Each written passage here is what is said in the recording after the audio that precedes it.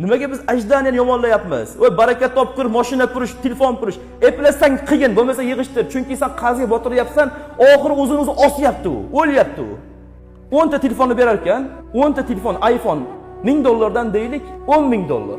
$900 xaridor bor deydi sotayotgan odam. Jinnilikni qarang, savdoni, ahmoqligini. Kim desa, o'zini do'konda sherigini chaqirib mana kishi oladilar deb turib sherigiga sottiryapti $900 dan. Shundoq qilib o'sha joyda $1000 foyda qilyapti. Telefon ham o'ziga qolyapti.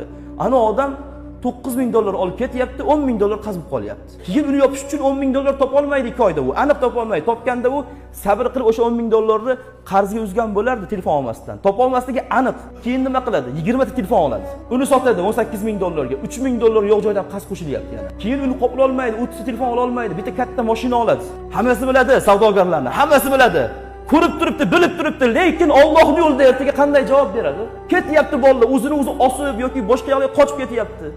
Ertaga vatanga kerak edi, yurtga kerak edi, dinga kerak edi u bolalar.